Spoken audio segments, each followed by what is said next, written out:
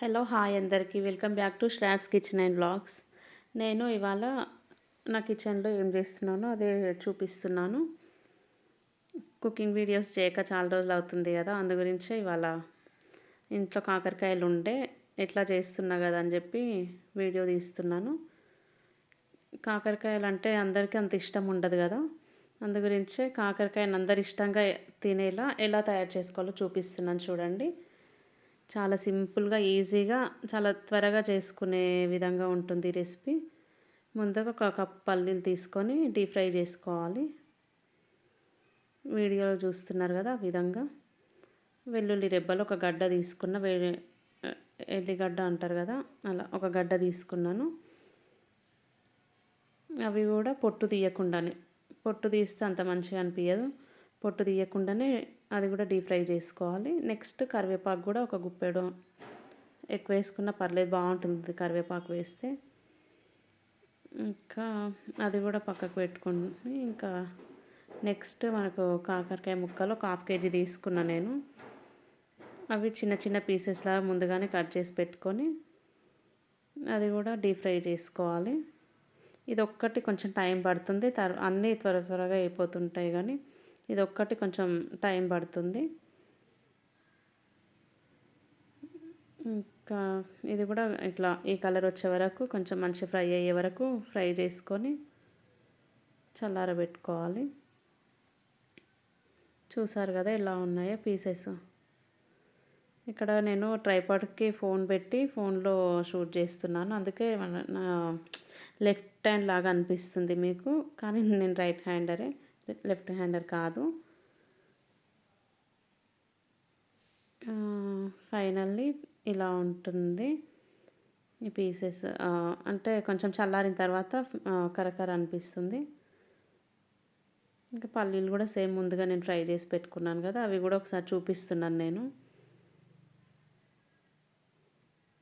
కరివేపాకు, వెల్లుల్లి ఇవన్నీ.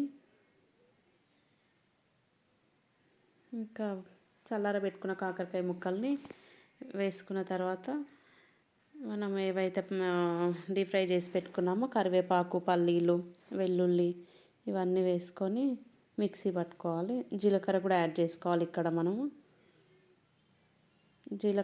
జీలకర్ర వెల్లుల్లితోటి చాలా టేస్ట్ అనిపిస్తుంది, ఏ కారం చేసినా మనకు కంపల్సరీ అదైతే.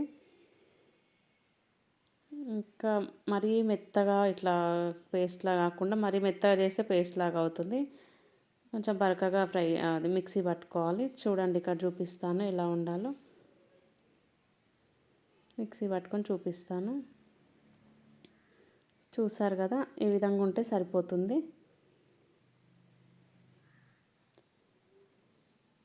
దీంట్లోనే ఇంకా ఉప్పు, కారం అవి ఏవైతే కొన్ని పక్కకు ఉంచుకున్నామో ఇంగ్రీడియంట్స్, వెల్లుల్లి, కరివేపాకు, పల్లీలు ఇవన్నీ వేసుకొని మిక్స్ చేసుకుంటే సరిపోతుంది. ఇంతే అండి, చాలా ఈజీ. ఖచ్చితంగా ట్రై చేయండి, ఎవరు చూసినా ఇది చాలా బాగుంటుంది.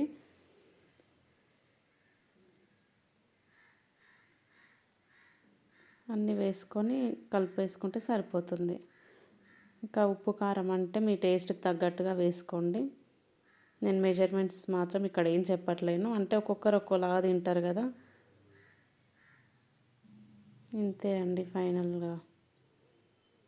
అలాగే నేను చేస్తుంటేనే స్మెల్ మంచిగా ఉందని చెప్పి మా పాప, మమ్మీ నేను అన్నం తింటే నాకు అన్నం పెట్టు అని చెప్తే, సరే ఎట్లా పెడుతున్నా కదా అని చెప్పి అది కూడా వీడియోలో చూపిస్తున్నాను మీకు. తనకు మాత్రం ఫుల్గా నచ్చింది ఇది. నేను చేస్తుంటా రెగ్యులర్గా ఇదైతే ఇంట్లో, మీకు కూడా ఒకసారి చూపిద్దామని చెప్పి వీడియో తీశాను.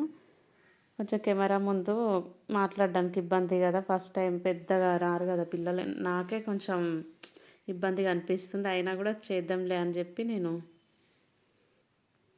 ఈరోజు మాత్రం మొత్తం కంప్లీట్గా కనిపించి చూపిస్తున్నాను మీకు. నచ్చింది తనకైతే బాగా. ఈ వీడియో కనుక మీకు నచ్చితే లైక్ చేసి, షేర్ చేసి, సబ్స్క్రైబ్ చేసుకోండి. Thank you.